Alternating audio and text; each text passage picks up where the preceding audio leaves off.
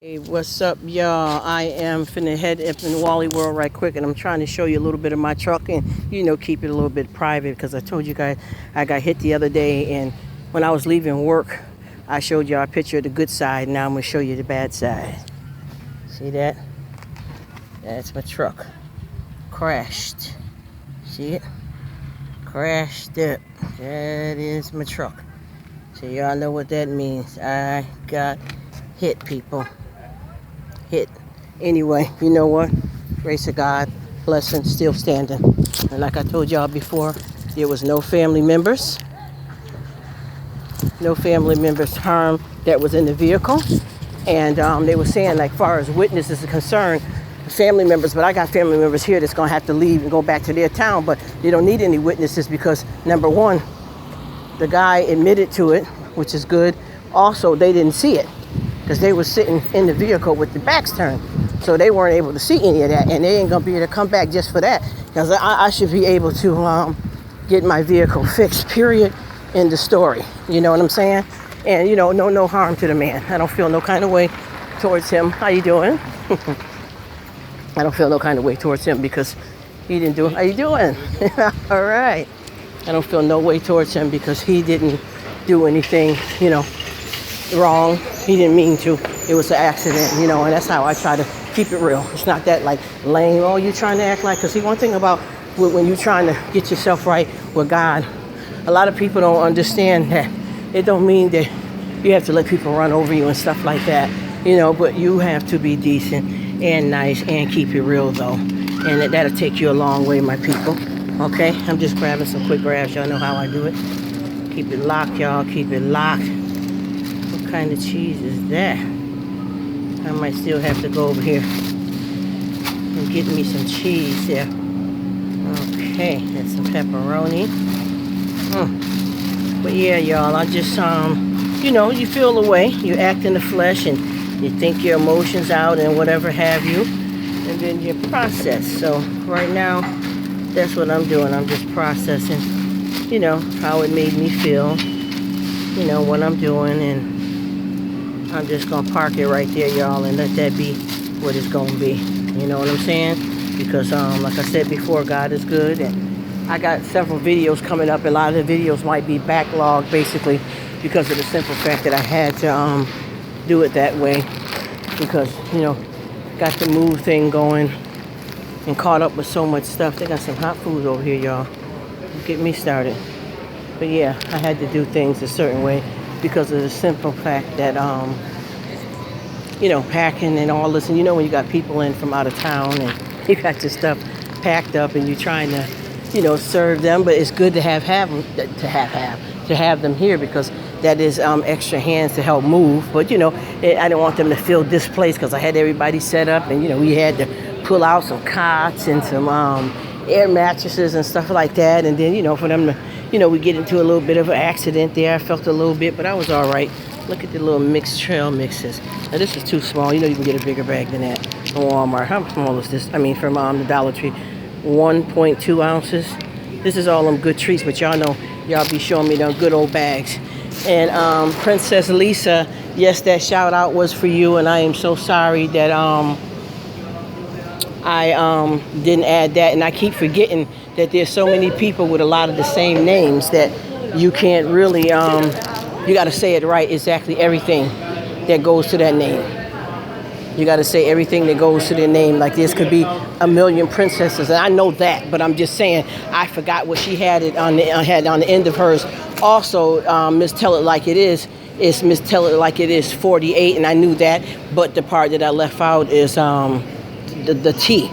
So every time I was saying it, I was just saying it like that, and there's like 3 or 4 women that use that name, and I'm like, oh gosh, she probably didn't know I was talking to her.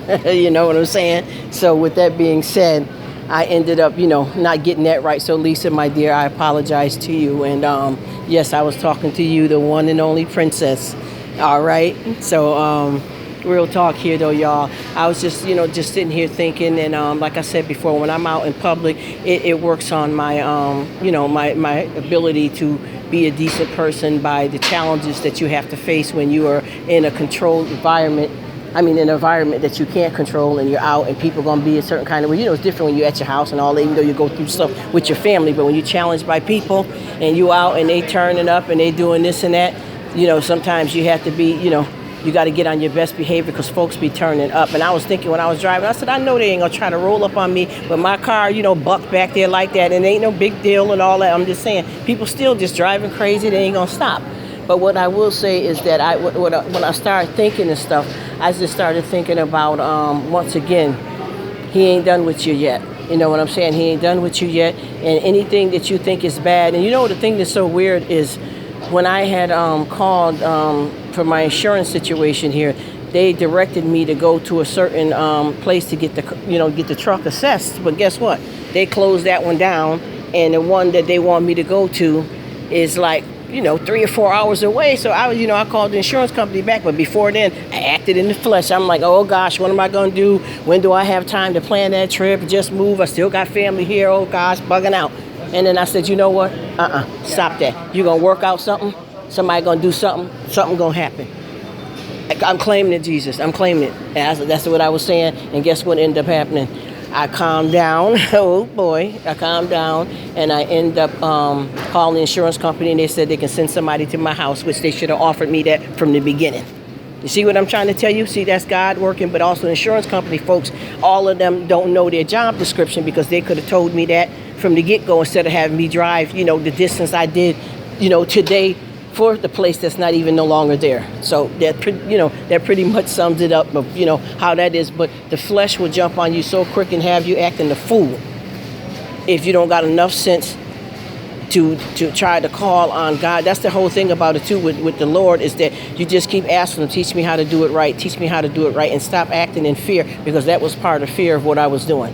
I was acting in the flesh, and I was acting in fear instead of putting it in God's hands. And once I caught myself, and I'm going to tell you, I'm going to keep messing up, but I'm going to keep trying. But it is hard not to act in the flesh. And when you're trying to walk with God, it's going to take a lot of work, because people are going to try your patience, and you ain't done yet. So, you know, with that being said, I just keep on keeping on. And I just asked him every day to show me how to do it right, but also not to be judged by people, because if you slip and you mess up, and like I said, I seen a few people out here that was into church and they was attending good, and then they started, you know, they relapsed and started getting high. I'm not judging them.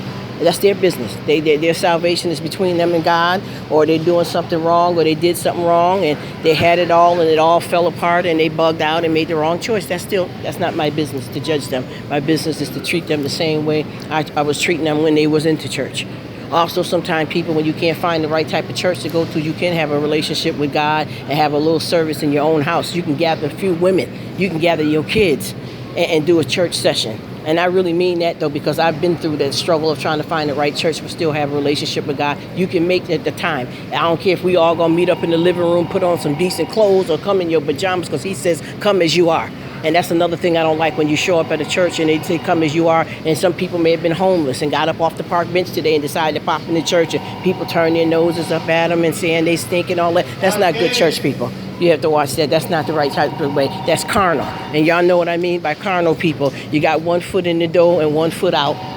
And you're always picking and choosing and being very judgmental towards people, when you basically could help that person or mind your own business. I'm going to sign out here, all right? And y'all have a good one. Okay, bye-bye. Hey there, how you doing?